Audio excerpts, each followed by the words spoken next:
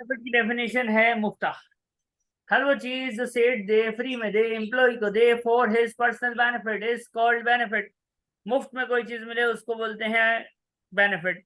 अब अकोमोडेशन, सेठ ने घर दिया, अब सेठ ने घर दिया है, प्राइवेट यूज, आप उसमें रहते हो, एंजॉय करते हो, मस्ती करते हो, रहते हो, तो भाई वो अकोमोडेशन टैक्सेबल है कि एग्जेम्प्ट है? तो इसकी दो सूरतें, पहली है लिविंग अकोमोडेशन, लिविंग अकोमोडेशन, और दूसरी है job related accommodation. Living accommodation and job related accommodation. Job related accommodation क्या होती है, लिविंग क्या होती है, अभी हम बताएंगे। याद रखिएगा, लिविंग अकोमोडेशन जो है ये टैक्सेबल है, ठीक है। जॉब रिलेटेड अकोमोडेशन ठीक ये है। exempt है। अब सर, लिविंग अकोमोडेशन की डेफिनेशन क्या है? तो डेफिनेशन बड़ी मुश्किल है, ध्यान से सुनना। लिविंग अकोमोडेशन वो होती है जो जॉब रिलेटेड नहीं होती। वाह, लिविंग अकोमोडेशन होती है जो ठीक जॉब है। नहीं होती। तो जॉब रिलेटेड क्या होती है? हाँ, ये वैलिड सवाल है। तो जॉब रिलेटेड वो होती है जो इन तीन चार में, तीन कंडीशन में से किसी एक को मीट करे। जहाँ रहना आपकी मजबूरी ठहरे, जहाँ रहना आपकी मजबूरी हो, उसको कहते हैं जॉब रिलेटेड। जैसे कि घर में मेड होती है, या आपके लोग केयर टेकर्स होते हैं, उनका सर्वेंट क्वार्टर में रहना उनकी जॉब की नेसेसिटी है। नैनी होती है, बच्चों को संभालने की आया जिसको बोलते हैं, तो they have to stay 24 hours servant quarter. Servant quarter में वो खुशी से नहीं रहते यार, मजबूरी में रहते हैं, काम की वजह से रहते हैं। गार्ड होते हैं, गार्ड, ऐसा नहीं होता कि मेरी 8 घंटे पूरे हो गए मैं जा रहा हूँ, वो 24 आवर्स होते हैं वहीं पे। एक रूम होता है, एक सोता है, दूसरा आता है, दूसरा जाता है, पहला आ जाता है। अगर विला है, घर है, तो वहां पे जो चौकीदार होता है वो 24 घंटे का मुलाजिम होता है। रात को वो लॉक शॉक करके उस एक कमरा उसको दिया होता है, उसमें सो जाता है। अल्लाह ना करे जलजला तूफान आ जाए तो डॉक्टर नर्सेस को हॉस्पिटल में ही रुकना पड़ता है, 2-2 3-3 4-4 घंटे वो वहीं पे रहते हैं इमरजेंसी सिचुएशंस में। तो ये खुशी से नहीं रहते यार, मजबूरन रहना पड़ता है। दैट टाइप ऑफ मजबूरन रहना, उस घर को, उस कमरे को कहते हैं जेआरए। जेआरए का फुल फॉर्म है जॉब रिलेटेड अकोमोडेशन। और जॉब रिलेटेड अकोमोडेशन मेरे दोस्त एग्जाम होती है, उसकी वर्किंग हम नहीं करते। इसमें एक और है, आपको पता है, prime minister. Prime minister is an employ of government. Ministers ये भी गवर्नमेंट के एम्प्लॉयज हैं, गवर्नमेंट ऑफिशियल्स ये भी गवर्नमेंट के एम्प्लॉयज हैं। यूके की बात हो रही है, यूके का प्राइम मिनिस्टर 10 डाउनिंग स्ट्रीट पे रहता है। प्राइम मिनिस्टर हाउस बोलते हैं ना पाकिस्तान में, प्रेसिडेंट हाउस बोलते हैं ना, गवर्नर हाउस बोलते हैं, चीफ मिनिस्टर हाउस बोलते हैं, मिनिस्टर एनक्लेव्स बोलते हैं। यहाँ पे बेचारों को इसलिए रहना पड़ता है बिकॉज ऑफ देयर सेफ्टी। जब मजबूरी है, उनकी जॉब इतनी सेंसिटिव है कि वहां रहना उनकी मजबूरी है, तो इस वजह से गवर्नमेंट ऑफिशियल्स, प्राइम मिनिस्टर वगैरह वगैरह को जो घर मिलता है उसको भी हम जॉब रिलेटेड अकोमोडेशन कहते हैं, और वो भी एक एग्जाम्प्ट बेनिफिट है, उसकी भी वर्किंग हम नहीं करेंगे। एग्जाम्प्ट की वर्किंग निष्ठा, एग्जाम की वर्किंग हम नहीं करते। यहाँ तक कोई मसला? ठीक है। तो जो इन कंडीशन पे आ जाए वो एग्जाम, उसकी वर्किंग नहीं करो, उसके आगे एग्जाम लिखो। तो जो इन कंडीशन को मीट ना करे वो लिविंग अकोमोडेशन, तो उसकी वर्किंग करो। कैसे वर्किंग करो भाई, अभी सिखाते। भाई जो लिविंग अकोमोडेशन होती है उसकी वर्किंग बड़ी आसान सी मुश्किल होती है। आसान सी उसके लिए जो घर में 2 घंटे पढ़ता है टेक्स्ट, और मुश्किल उसके लिए जो बोलता है पेपर से 10 दिन पहले पढ़ूंगा। तो इसकी वर्किंग होती है भाई ऐसे। नॉर्मल बेनिफिट एक निकलता है इसका, क्या निकलता है? एक normal benefit. Normal benefit, normal benefit एक निकलेगा। कैसे निकलेगा हम अभी आपको बताते हैं।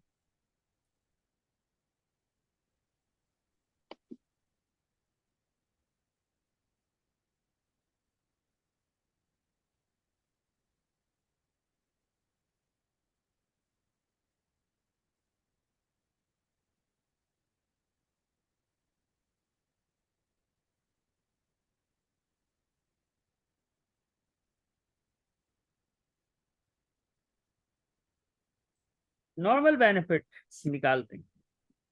नॉर्मल बेनिफिट निकलता है एनुअल वैल्यू और एक्चुअल रेंट, इन दोनों को देखते हैं।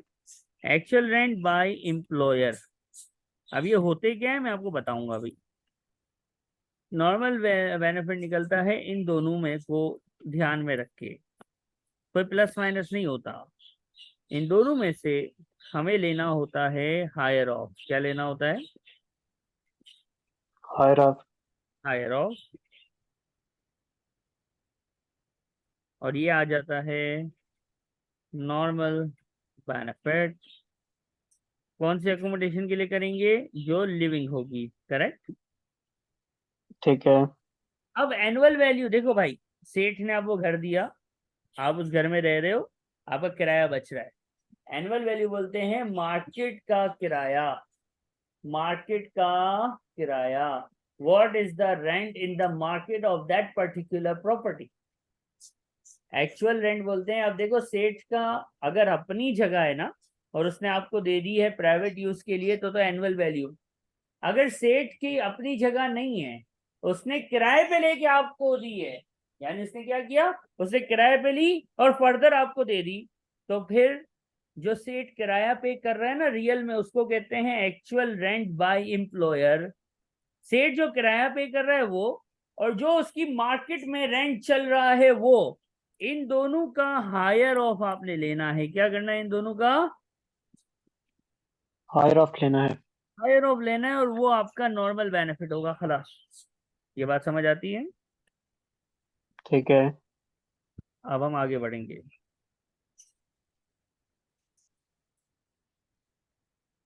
अब बात समझना, ये था नॉर्मल बेनिफिट। इसका एक और भी होता है, एडिशनल बेनिफिट। एडिशनल बेनिफिट कब निकालते हैं? एडिशनल बेनिफिट सिर्फ और सिर्फ उस सूरत में निकालते हैं जब ये एक्सपेंसिव अकोमोडेशन हो। एक्सपेंसिव मतलब इसकी कॉस्ट 75,000 से ज्यादा हो। यानी जो अकोमोडेशन सेठ ने, एम्प्लॉयर ने एम्प्लॉय को दी है ना, उसकी कॉस्ट कितनी होनी चाहिए? 75 से ज्यादा, तब एडिशनल निकलेगा, वरना एडिशनल नहीं निकलेगा। ये बात समझ आ रही है? ठीक है। एडिशनल कैसे निकलता है?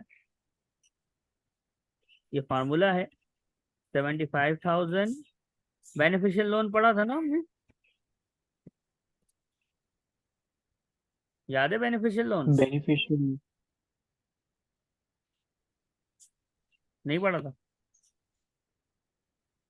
चलो खैर। कौन में पड़ा था? हाँ,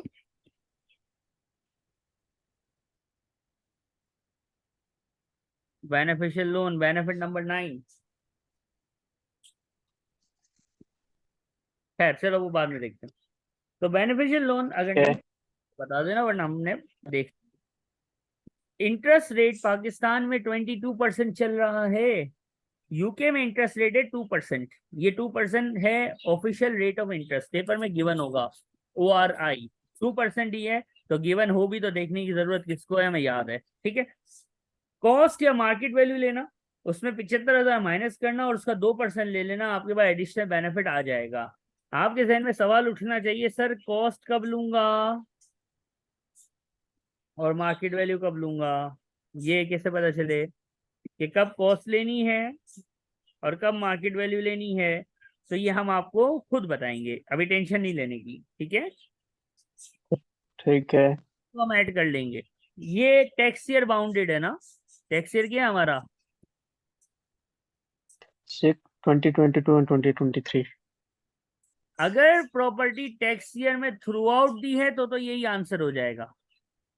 लेकिन अब थ्रू आउट नहीं दिए, जैसे कार बेनिफिट में, फ्यूल बेनिफिट में हमने सीखा है मंथ्स गिनना, तो हम इसको भी टाइम अपोर्शन कर देंगे कि अगर टैक्स ईयर में थ्रू आउट नहीं दी है तो फिर ये टाइम अपोर्शन हो जाएगा। और ठीक है। किराया, कंट्रीब्यूशन टूवर्ड्स यूज। मैंने एक बात की थी फ्यूल पढ़ाते वक्त, कि कंट्रीब्यूशन जी बिल्कुल। किराया होता है हर बेनिफिट में माइनस होता है सिवाय फ्यूल के। फ्यूल के अलावा जी ऐसा ही है। ऐसे आपने कंट्रीब्यूशन टुवर्ड्स यूज माइनस करना है, फ्यूल में नहीं करना। बात समझ आती है? ठीक है। चलो, ये आ गया हमारे पास पूरा फॉर्मेट किसका।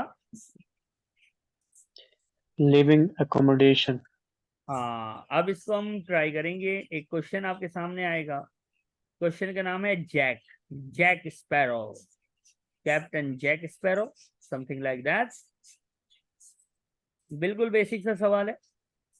ये फॉर्मेट है, इस फॉर्मेट में इस सवाल को बिठाने की कोशिश फरमाएंगे। थोड़ा सा हमने सेटिंग बिठा दी ताकि ये क्वेश्चन हमारे पास नीचे आ जाए। ठीक है, ठीक है। क्वेश्चन विजिबल है, रीडेबल है? जी बिल्कुल।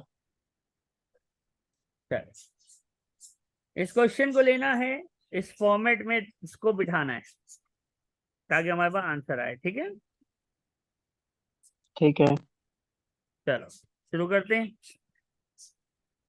रिक्वायरमेंट है टैक्सेबल बेनिफिट बताइए 22-23 के लिए। Accommodation is not a job related, ये लिखा हुआ है देखो, यानी लिविंग अकोमोडेशन है। ठीक है, सही है।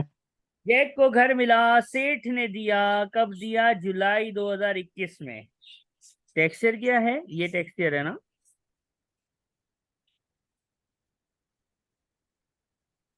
क्या मैं ये कह सकता हूँ जुलाई 21 का मतलब टैक्स ईयर से पहले दिया हुआ है?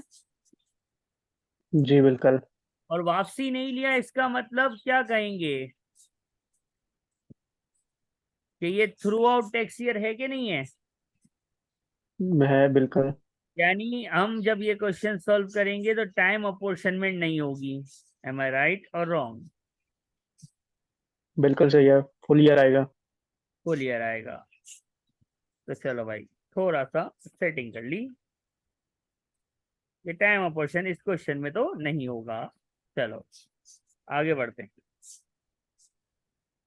क्वेश्चन पढ़ते हैं, चीजें देखते हैं, आंसर निकालते हैं।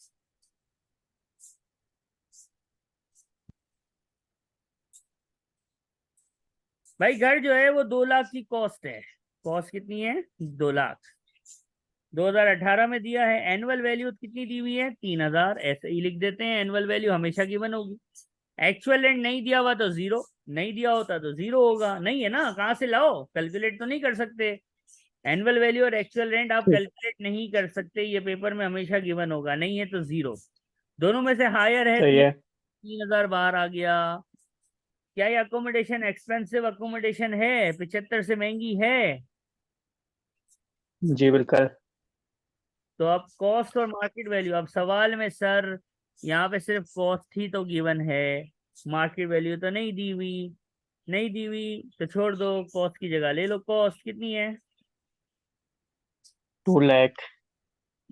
अब एक सवाल है सर मार्केट वैल्यू कब आएगी, तो मैं कहूंगा बेटा अगले सवाल का वेट कीजिए, हम बताएंगे। 2 लाख माइनस ठीक है। का 2% कितना होगा?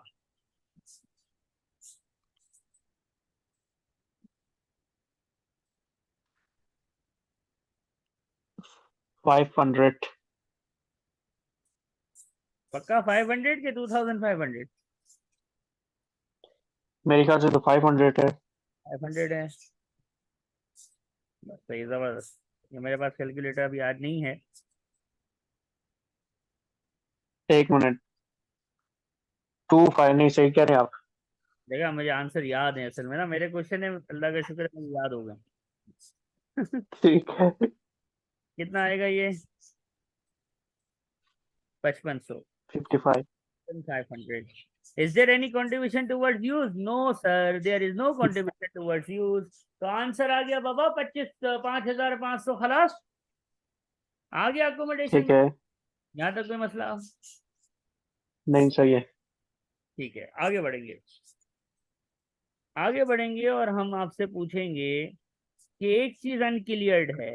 वो क्या है कि सर कब कॉस्ट लूं और कब मार्केट वैल्यू लूं? ये वो सवाल है जो स्टूडेंट को समझ लो दिमाग में बस जाता है, वो समझ ही नहीं पाता, आगे नहीं सोचता, वो बस ये बोलते सर ये बता दो। तो बेटा बताएंगे, सब जल्दी क्या है। ठीक है, ठीक है। थोड़ा सा सफाई कर लेते हैं, क्लीननेस। Is very important. चलो भाई,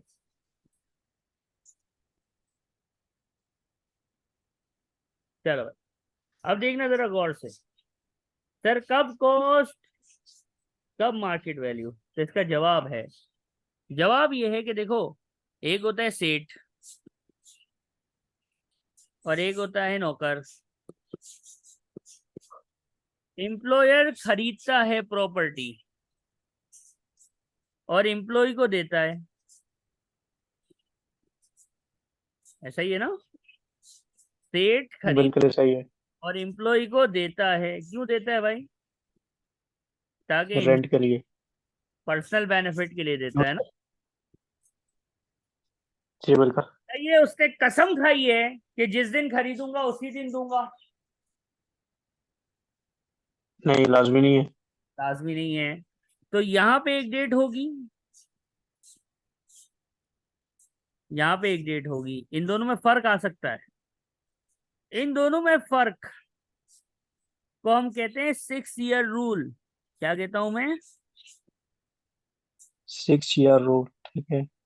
अगर इन दोनों में 6 साल गुजर गए हैं या 6 साल नहीं गुजरे हैं, अगर बाबा 6 साल गुजरा है ना तो ले लो मार्केट वैल्यू, और अगर 6 साल नहीं गुजरा है ना तो क्या ले लोगे? कॉस्ट। और कॉस्ट में एक चीज ऐड होती है जिसको कहते हैं इम्प्रूवमेंट शिम्प्रूवमेंट, यानी कैपिटल एक्सपेंसेस रूल आएगा यहाँ।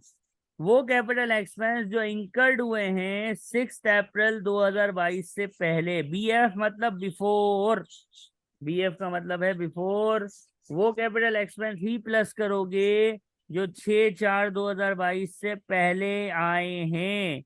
यानी अगर सेठ ने खरीदा और एम्प्लॉय को दिया, एम्प्लॉय को दिया, इसमें 6 साल गुजर गए तो लेंगे मार्केट वैल्यू, और नहीं गुजरे तो लेंगे कॉस्ट। मार्केट वैल्यू होगी। कॉस्ट जब लेंगे तो कॉस्ट में कैपिटल एक्सपेंस प्लस होगा।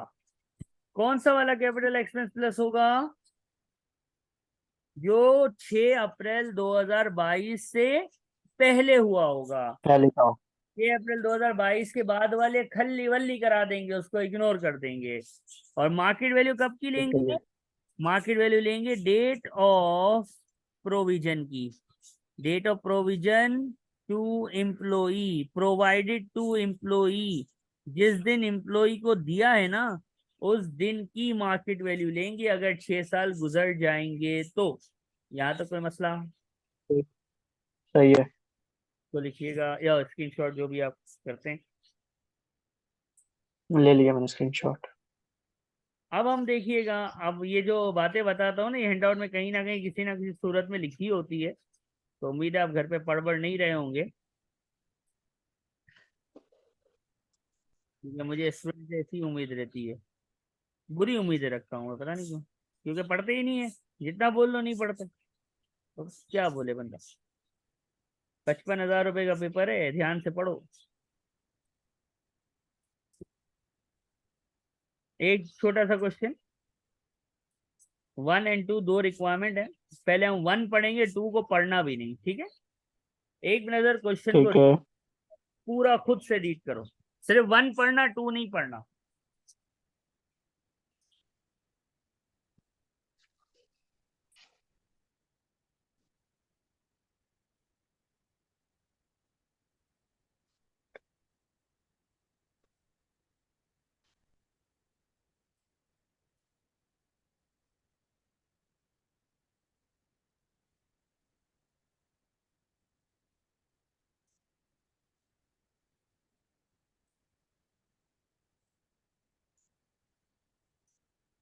ठीक है, सही है।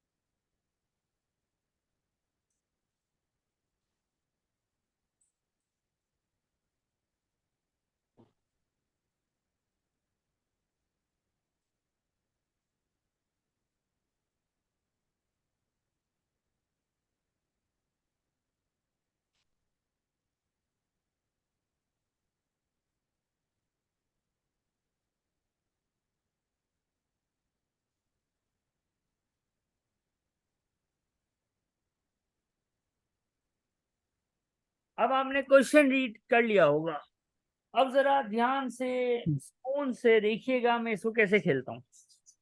देखिएगा भाई, हम अपने फॉर्मेट पे कायम रहेंगे इंशाल्लाह। अपने फॉर्मेट को जिसने छोड़ दिया उसके फॉर्मेट का क्या फायदा।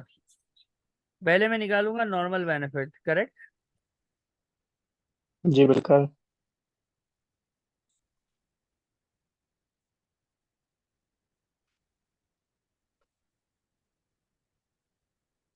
ओ, कुछ गड़बड़ हो गई। हाँ, नॉर्मल बेनिफिट कैसे निकालते हैं। एनुअल वैल्यू होगी 70। हायर ऑफ एनुअल वैल्यू और एक्चुअल रेंट बाय एम्प्लॉयर। ठीक है, क्वेश्चन आपने पढ़ा है, क्वेश्चन में आपको एनुअल वैल्यू नजर आई थी। जी बिल्कुल। ये सचिन ने रेंट पे करा है, एम्प्लॉयर ने रेंट पे किया है, वो कहीं नहीं लिखा हुआ। सचिन ने जो पे किया ये तो कंट्रीब्यूशन टुवर्ड यूज होता है। ऐसा ही एम्प्लॉयर है। ने कितना पे किया है ये तो कहीं नहीं दिया हुआ। इसका मतलब 1700 ही हायर ऑफ हो गया। एम आई राइट। बिल्कुल। एडिशनल बेनिफिट निकालते हैं, आइए। -75, 2%। -75 तो लिख दिया। सर यहाँ क्या लोगे, कॉस्ट के मार्केट वैल्यू, तो अभी हम बताते हैं। भाई देखो, कंपनी ने खरीदा कब था, जून 17 में परचेज किया है। और रिक्वायरमेंट में देखो लिखा हुआ है कि ये मूव इन कब हुआ, जून 2022। प्रोवाइडेड जून 22। अब ये बड़ा आसान होता है, कोई बच्चा भी गिन लेगा कि 6 साल गुजरे के ना गुजरे। हाँ कि ना। नहीं। नहीं। जब जवाब आता है नहीं तो क्या लेते हैं, कॉस्ट। कॉस्ट। कॉस्ट 90,000। ऐड करते हैं कैपिटल एक्सपेंस इंकर्ड बिफोर 6/4/2022। खलास, 3 एक्सपेंसेस हैं। पहले तो मैं येलो से हाईलाइट करूंगा जो कैपिटल एक्सपेंस हैं। देखो भाई, कंजर्वेटरी ऐड करना, कंजर्वेटरी आप कह लो कि कमरा बनाना, ये कैपिटल एक्सपेंस है। ठीक है। गैरेज की एक्सटेंशन करना, को ये भी एक कमरा बनाना कैपिटल एक्सपेंस है। प्रॉपर्टी इनकम में हमने पढ़ा था कि डेकोरेशन, रीडेकोरेशन, रिपेयर ये रेवेन्यू एक्सपेंस होते हैं, तो उसको हमने हटा दिया। जी बिल्कुल ऐसे। अब दो कैपिटल एक्सपेंस हैं, इनसे पूछना है ना कि बेटा 6 अप्रैल 2022 से पहले होना चाहिए आपको। तो इसने कहा 15,000 ने लब्बैक, I am here, I am before 6 April 2022। दूसरे से पूछा तो इसने बोला बाबा अपन तो बाद में है। तो हमने कहा तू निकल ले बेटा, देखो नहीं ऐड करेंगे, तुझसे हमारी दुश्मनी है। क्यों दुश्मनी है, क्योंकि तू 6 अप्रैल 2022 के बाद है, पहले होता तो अपना होता, अब तो पराया है, गैर है, खलास खली वली। क्या आंसर आएगा, यहाँ 600 आना चाहिए। 600। हाँ हाँ हाँ, टोटल हो गया। तो 2300। यहाँ तक कोई तकलीफ है। नहीं सही है। अब अब कंट्रीब्यूशन माइनस करेंगे। नहीं नहीं, पहले कंट्रीब्यूशन नहीं, पहले देखेंगे availability in the text year. अच्छा ठीक है। फॉर्मेट अपना बाबा, फॉर्मेट 6 जून 22 में ये मूव इन किया है। इससे पहले वाला जो जैक स्पैरो था वो टैक्स ईयर से बहुत पहले से घर था उसके पास, तो टेंशन ही नहीं थी, थ्रू आउट हो गया था। ये बंदे ने टैक्स ईयर में घर लिया, मतलब कितने महीने, जून जुलाई मंथ, डेट था, जून के साथ डेट नहीं लिखी हुई, तो डेट नहीं लिखी इसका मतलब फुल मंथ होगा। जून जुलाई अगस्त सितंबर अक्टूबर नवंबर दिसंबर जनवरी फरवरी एंड मार्च। अप्रैल के 5 दिन तो कभी भी काउंट नहीं होते ना। आंसर आएगा 1917। यहाँ तो कोई तकलीफ है बेटा। नहीं सही है। इसके बाद क्या माइनस करते हैं? सचिन ने कोई किराया दिया है क्या? जी बिल्कुल। कितना? याद 100 पर मंथ। बताना पड़ेगा, झका नहीं है। ये मिटा लें आप। सचिन ने किराया दिया है, सचिन ने दिया है, तो लेस कंट्रीब्यूशन टूवर्ड्स यूज। तो पर मंथ कितने मंथ के लिए घर मिला? 12 महीने के लिए? नहीं सर, 10 महीने के लिए। तो 12 महीने का किराया कोई पागल आदमी तो है नहीं कि देगा।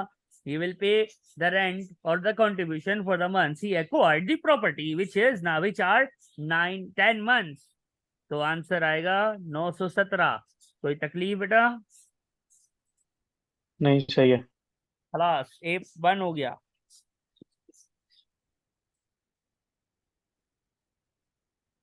ठीक है। अब इसका टू पार्ट करते हैं। टू पार्ट में पता है क्या बोला है? पढ़ो। कि मूव इन तो वो सचिन हुआ मूवी। है जून 22 में, यानी प्रोवाइडेड है जून 22 में। लेकिन बताए वो क्या कह रहा है? वो ये कह रहा है आपसे कि भाई ये देखो हम्म। कि ये पहले तो जून 17 था ना खरीदने की थी, इसको भूल जाओ। जून 17 को भूल जाओ। आप ये अज्यूम करो कि एम्प्लॉयर ने इसको खरीदा था कब? जून 14 में। यानी कंपनी ने जून 19 में नहीं, जून 17 में नहीं, जो यहाँ लिखा था इसको भूल जाओ। कब खरीदा है कंपनी ने? 2014। बताओ।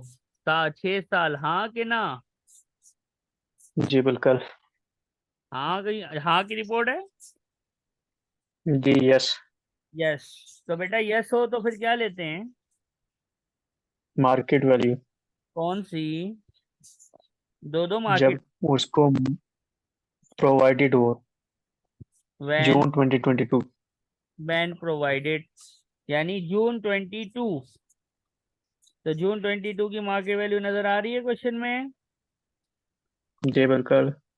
आंसर आएगा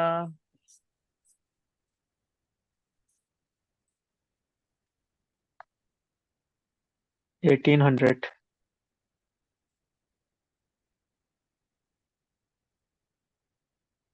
और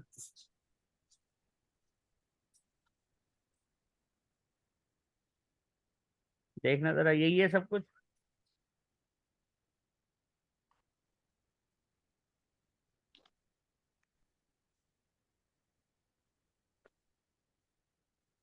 ठीक बिल्कुल सही है। है, ठीक है। बस ये जितना नीचे 100 लिखा हुआ है तो कि जो 1000 होगा। हाँ सॉरी, ये मैंने एक जीरो पहले भी कम लिखा था, उसमें भी सही कर लेना। ये एक जीरो कम है, लेकिन फाइनल आंसर सही है। बस सब सही ठीक हो गया। है। जी ठीक है। अकोमोडेशन आपका खत्म हो रहा है। अब हम आपको एक क्वेश्चन देंगे तो आप मुझे करके दिखाएंगे, ठीक है? सही है। Question 13 follow.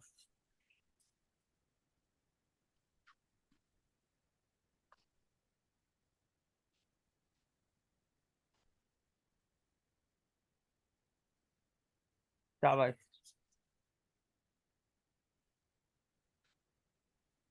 Answer बतलाइए।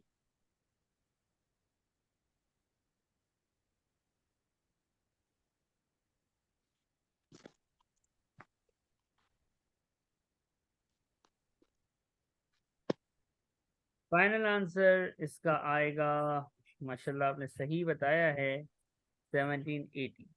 1780 is the correct answer. Very good. अब हम आपको एक और क्वेश्चन शेयर करेंगे, 1 मिनट वेट कीजिए।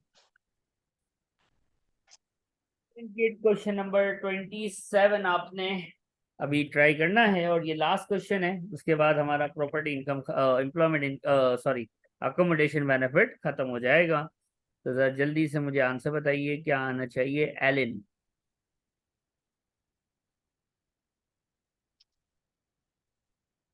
इसका आंसर बी ही बताते हैं, जो कि गलत है। गलत है। जी गलत है। ये क्यों गलत है अभी आप ये खुद, कैसे हो सकता सर गलती हो गई। अब देखिएगा गौर से। है? ठीक। एनुअल वैल्यू एक्चुअल रेंट में हायर लेना होता है। इस क्वेश्चन में जस्ट एनुअल वैल्यू है तो मैं डायरेक्ट करूंगा ना, मुझे इतनी लंबी चौड़ी ख्वारी करने की जरूरत नहीं है कि मैं पूरे फॉर्मेट बनाऊं, क्योंकि ये एमसीक्यू है, राइट। एडिशनल बेनिफिट कितना आएगा?